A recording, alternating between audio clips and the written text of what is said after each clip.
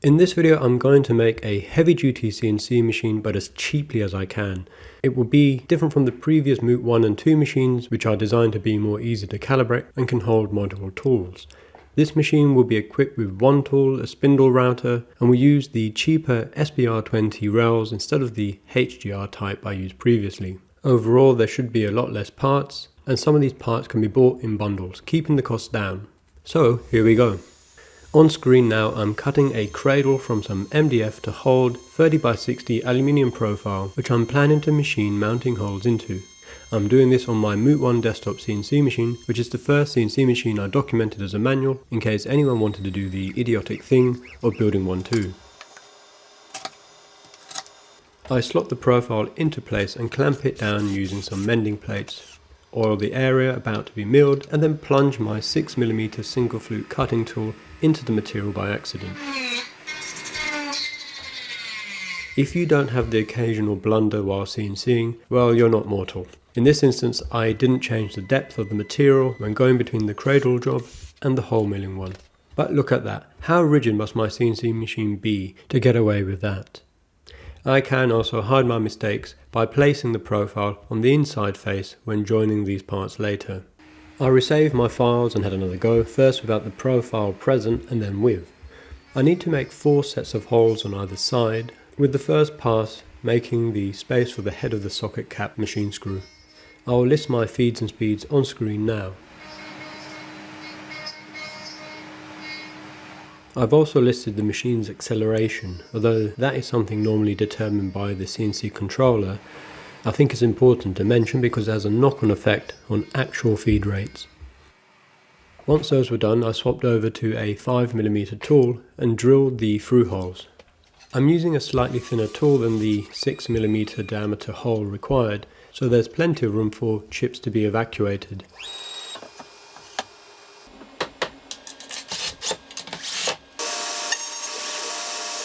I mill halfway and flip the material to cut from the opposite face. And I have to do it this way because the cutting tool can only cut a maximum depth of 17mm.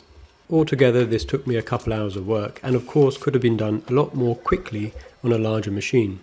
But as you can see, the 350 to 450mm bed of the Moot 1 can be expanded with the right techniques. I'm now cleaning any swarf from the profile and preparing to tap the ends of the 4 joining pieces.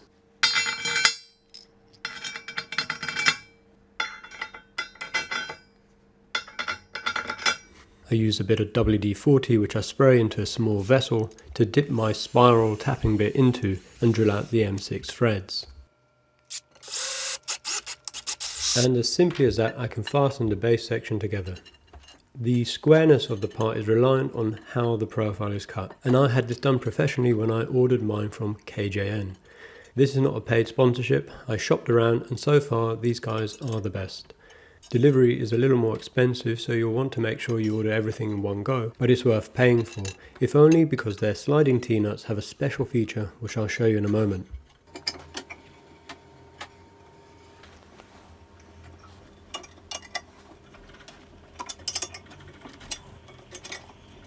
I'm now unwrapping the SBR20 rails. These are 1 meter long or 1000mm. I have clamped my base frame to the work table and will now loosely fit one rail. Okay, I've just clamped this to the table so it won't fall over, and I'm planning to fit these SBR20 linear rails into position. And with this new profile that I'm using, the T-nuts are slightly different, they're a different shape, and I'm able to actually pop them in from the through face. So I don't need to slide them in from one side and make sure I've removed the machine screws in any way. So it's a slightly different way of assembling, but what this means is I need to mark the holes, which I'll do simply as this. Now I can start to pop these into position and line them up. This alone makes this profile system a more user-friendly experience to work with, but also any building process far easier to document. And to secure them, I'm using M5 times 14mm machine screws. I'm just going to gently tighten these up by hand just to make sure that they've threaded in properly, but I'm not going to secure them all as I'll need to level these at some point. The more expensive HGR rails have a ground flat edge, which makes the process a lot easier, but for the SBR types I'll have to work out a more rudimentary way to do this.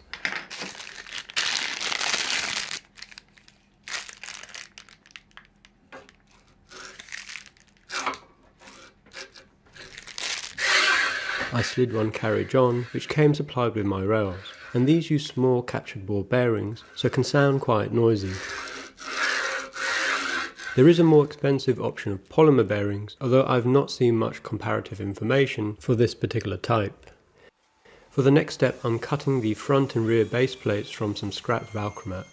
One side will hold the stepper motors, and I've made a recess for proximity sensors on all four sides. These are my feeds and speeds for this material, and I'm using a 4mm 2-flute cutting tool. I really need to order a single flute up spiral bit, as the one I'm using is actually designed for plastic and it's noticeably louder than what I would prefer to use.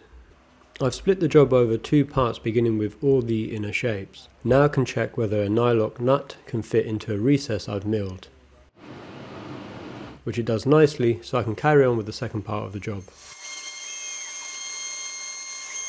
Okay, I've got the plates here. I've already done one side and I'll show you how I'm going to do the opposite side. This is the front end where the stepper motor will be mounted, and this is the back end. I've provided the option for proximity sensors, but I've got an idea of setting this particular CNC machine up with sensorless homing, so potentially we may not be using these. Before you do that, you need to prepare your ball screws, and the first thing you want to do is to fit the nut housing on with some M5 60mm long socket cap machine screws as such. You'll then want to install the BF12 floating end support. This end gets secured with a circlip, however the bearing only push fits into place. This is to allow for micro expansion and contraction along the ball screw length. This is done by using one of these special circlip pliers, locking it into place like that. Thank you very much. On the Moot 1 CNC I didn't use this equivalent part, instead locking at the opposite end of the stepper motor and essentially relying on the motor coupler to do the work of the floating end support, which is very little work at all. This made for a much more compact machine, but worked out less cost effective because the FK12 part had to be bought separately. The BK12 fixed end support gets attached to the opposite end. This is secured with a nut, which is threaded and locked into place. The square recessed protrusion of the fixed end support faces outwards, and I've also removed the grub screw on the locking nut and replaced it with an M4 x 6mm cap screw, which is less likely to thread.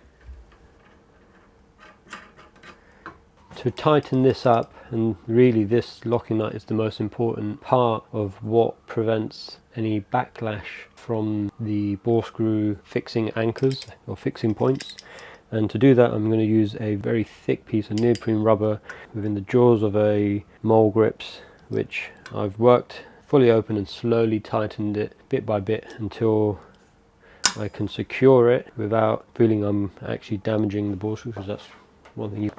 And then with that in place, I can use a spanner and just tighten that up like that, and that should do it. Okay, then tighten this, and that should stay in place. You can see how that pops into position, and the socket cap locking screw can move freely without impeding on the plate. On this side I use 45mm machine screws to hold the parts together. Within the 3D model I didn't use washers on this side, but I have the capacity to do so, so I'm adding them. And I'm also only hand tightening these for now, as there will be some alignment calibration between the ball screw and linear rails which will have to be done later. And you can see we still have room up here for the captive nut for the stepper motors back at the floating end, I can add the opposite plate, and this time I'm using 40mm long M5 cap machine screws, which I again hand tighten. Okay, just realised I made a mistake. These are the wrong way around. So the square top section has to face outwards. While doing all that, I eventually found my grease nipples. I have 2 of them, as do most people, and I'm adding them onto the Y-axis for now, while I'm waiting for more to come in the post. I have to loosen the machine screws holding the nut housing to the ball screw, as the hex section on the grease nipple is a little bit wide. When assembling this, you'll need to imagine the plate position, how you can access it with a grease gun. Okay, the next stage is to add the carriage blocks onto the linear rails down here, and it doesn't look like there's a space for a grease nipple on these. What I'm going to do, just going to squeeze a little bit onto the bores down here. There's a grease there.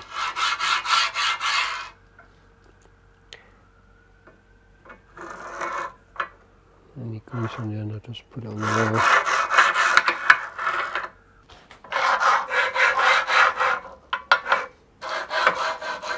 I'm now securing the front and rear plates to the base aluminium frame using M6x20mm socket cap machine screws, washers and T-nuts. I also make sure to check the plates are square before tightening. This larger profile is much thicker than the stuff I use on the Moot 1, and while it does make this a lot heavier, it also does feel a lot more rigid. You'll want to check this has been assembled squarely, and you can do this by measuring between the diagonals. So that is 1101. That is 1101 as well. Another method you can use is the 3-4-5 method, where you measure, for example, 300mm along one side, 400mm along the adjoining side, and the hypotenuse should equal 500 if it's square, which my base is. Before attaching the Y plates, I'm going to make sure that both Y-axis linear rails are as parallel as they can be. This is difficult to do because the carriages don't have a ground reference edge, like the more expensive types, and they also twist along the rails, so I can't use those as my reference points. I tried to measure the round linear rails themselves, finding the apex with my dial gauge indicator magnetically fastened to an engineered straight edge, which sort of worked on one end of the machine, but I found the tolerances difficult to adjust along the entire length. Eventually I decided to measure from the top edge of the aluminium support. This is not ideal, but a reality of using these types of linear rails. I will later take readings and measurements as the machine is more assembled and make fine adjustments.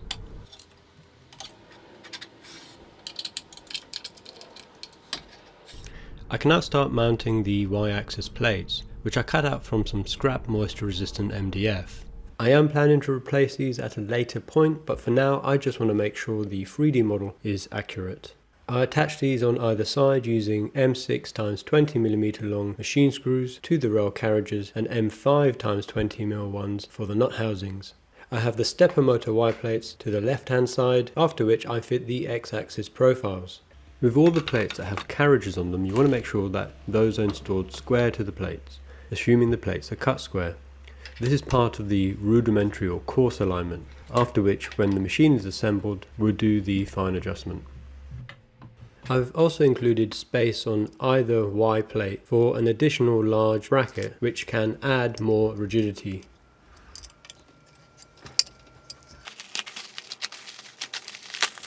I'm now unpacking the X-axis linear rails. I grease them as per usual using a lithium calcium grease. I then add the T-nuts onto the X-axis profile and loosely secure them in place. My trusty red pen. I'm not going to over tighten the machine screws here, as again they will need to be aligned at a later point. I'm going to install the side profiles now, which you can see in the 3D model here. These will act as a support for the Y-axis drag chain, but also as a physical barrier to the machine's moving parts, which should reduce the likelihood of stepping into the machine and getting caught. You could also use these as fixing points for a rope switch e-stop if health and safety is a legal requirement. I'm using scrap profile for this part, so the mounting holes happen to be a lot larger than what I designed for. To get around this, I use a spiral thread repair kit to give myself something to anchor to at the size I need. Essentially what I'll be using are these coils.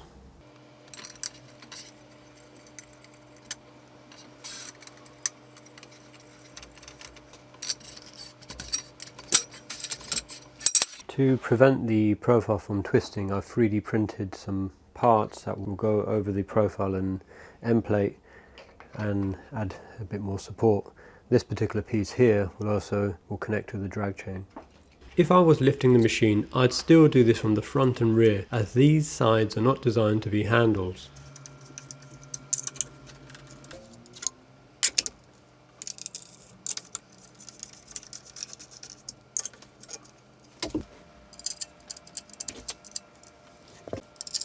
Next, I add the stepper motors for the Y-axis on their 40mm standoffs. In retrospect, it's worth putting the nylock nuts at an earlier point. It's a little fiddly to do this, as I'm now demonstrating.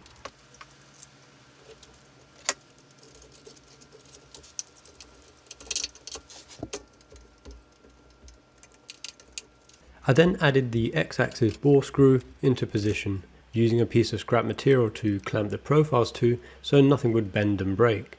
Again, I only hand tighten the fixings for the fixed and floating end supports.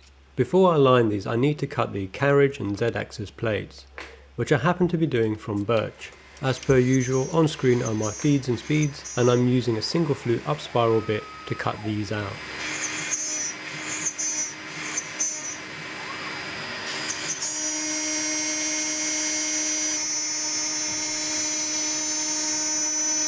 The parts cut out quite nicely, but before I assemble this, I want to cut out some 40mm 5mm thick aluminium washers. I'm going to attach these to the base of the Z-axis SBR20 linear rails, and will be the part the Z-axis carriages hit against while sensorless homing. Even though I have a coolant nozzle on the machine, I haven't set this up with an air feed or coolant, so I just place some cutting oil onto the surface of the aluminium and hope for the best.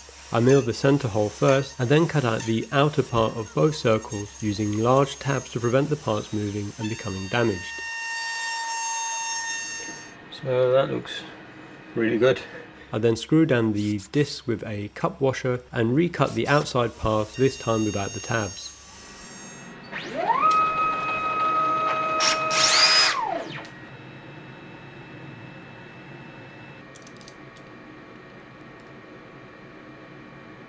Okay, I'm going to now add these discs that I made to the base of the linear rails, and I need to drill a hole in the center here. I don't have a lathe, so what I've done is milled this little jig which fits into place and gives me a centered hole that I can drill by hand. Doesn't need to be perfect, just needs to be centered so that the rail carriage housing knocks into this, so I can use that for the sensorless homing.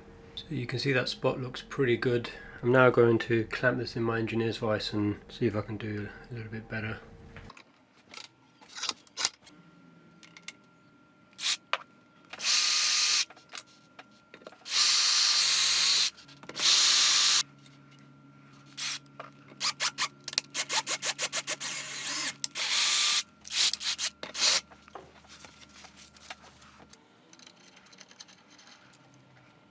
Doesn't look bad, looks more or less centered. Okay, the machine looks a little bit different here. I've recut some of the plates out of birch just to make it look a bit more uniformed and solve a few problems that I didn't notice in the CAD model. I'm now going to show you how to level the X-axis, and the way I'm going to do this is from the base section using an engineer's straight edge as a reference plane. I first make sure the aluminium profiles are parallel and then turn my focus to the linear rails.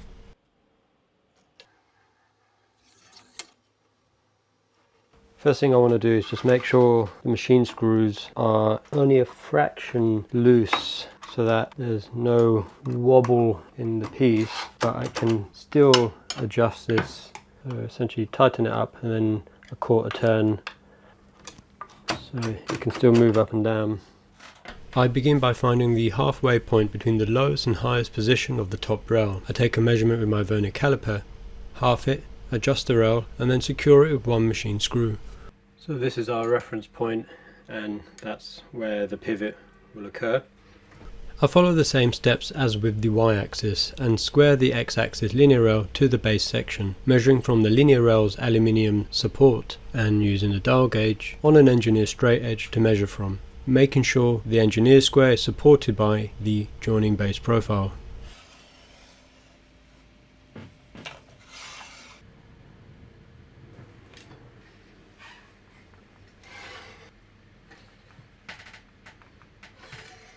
Once I was happy and there was roughly a 0.15mm discrepancy along the entire length, I secured the top rail to the profile. I then fitted the carriage plate to the top pair of carriage blocks and squared those.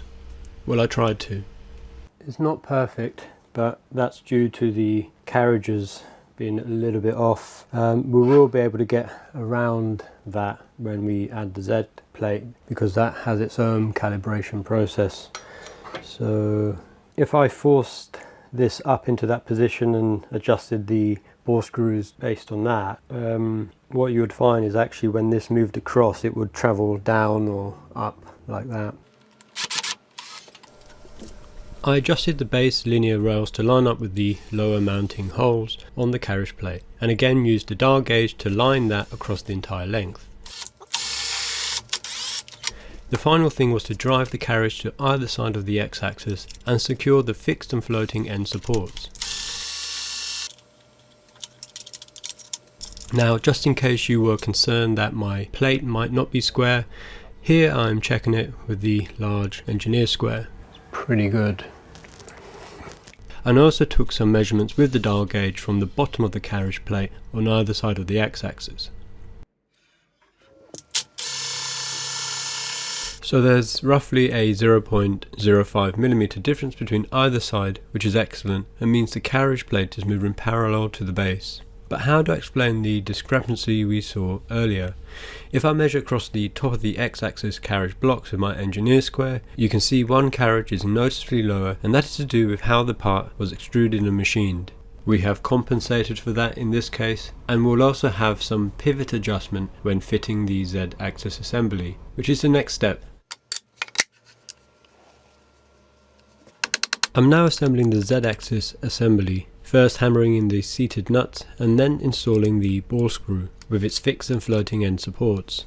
You may notice the bit of 3D printed plastic which acts as a packer between the nut housing and the carriage plate and is held on with double-sided tape. I used the dial gauge to line the screw to the side of the plate.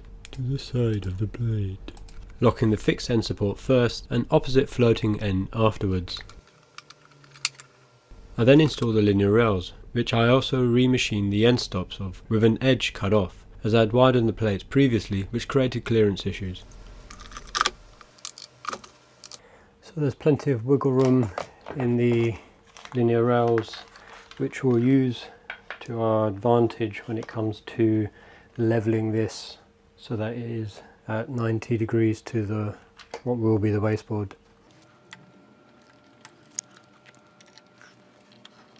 So just be careful with this bit so you support the Z plate and it doesn't accidentally drop onto your fingers or onto something and get damaged.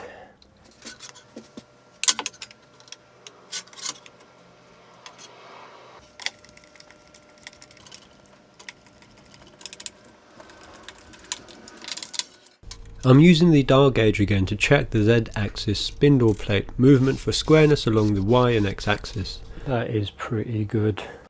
As I already concluded, it's pretty good.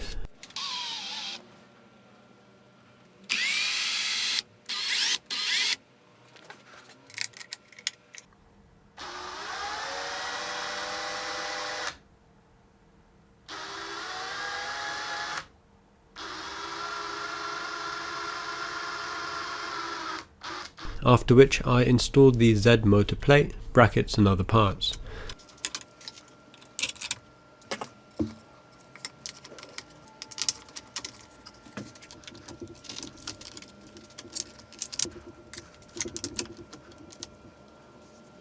I'm using some smaller standing motors while I wait for a set of more powerful 2.8 amp ones to arrive in the post.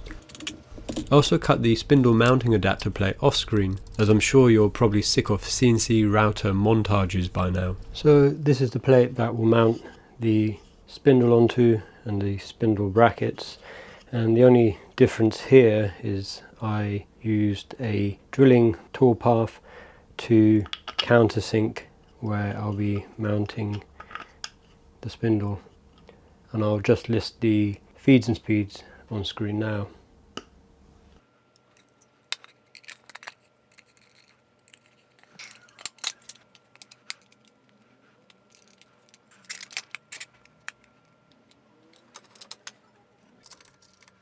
The final few things to do included securing the drag chain to the X and Y axis of the machine, including an aluminium support bracket at the rear of the X.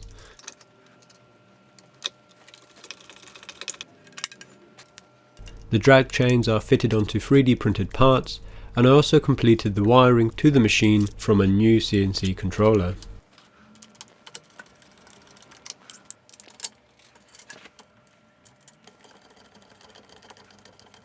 Here I wired the stepper motors and limit switches using in-line lever connectors to the shielded cable, which are nice and easy to use. So now I'll show you the new controller. I didn't document that build process as it would have made this video twice as long, but I am planning to release some diagrams of the wiring, and I do have a series of videos about the previous controller which may be a good reference and worth a watch because I'm so enthusiastic and positive about CNC machines.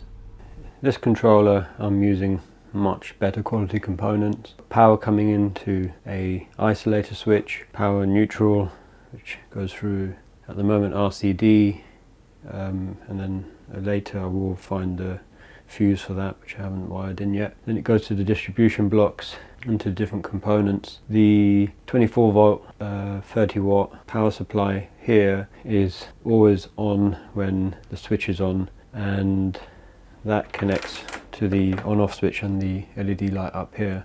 When it's pressed, the contactor turns on or magnetizes and allows power to go to the other components, including switch down here and the power supply for the Duet and Duet 2. If I press the emergency stop, the power turns off pretty instantly. I'll demonstrate this with the door open. 1, 2, 3 seconds. The power is off, and because of the way the controller works, the steppers will stop almost instantly. Started to update the config files on the controller, and I'm able to home the machine. I'm using proximity sensors for the dual Y and X axis, and the Z axis is actually utilizing sensorless homing, and I'll just demonstrate that now.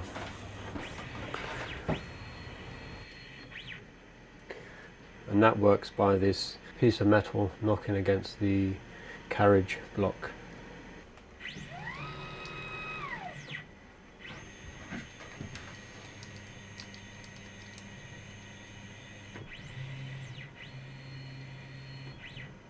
I was really impressed with the sensorless homing process for the Z-axis, which was easy to set up and calibrate. Had I known this, I'd have cut out more aluminium stops and fixed them to the ends of the linear rails for the X and Y axis. The last thing I did was fit the sub wasteboard, which I'd cut in 4 sections. While a solid piece would have been nicer to work with, having made it this way meant I could cut it out on a smaller machine, and had I owned a domino or biscuit jointer, I lined the faces before fixing down. So this is the Moot 3 CNC machine, which awkwardly follows the Moot 1 while the Moot 2 is still a work in progress. There's still some stuff to be done, including selecting and installing a spindle router and finishing up the system files, but I've come to a natural end for this video. If you'd like to support this channel, please check out my Patreon page, which I'll link to in the description, or check out my online shop, where the files for this machine and other projects can be bought.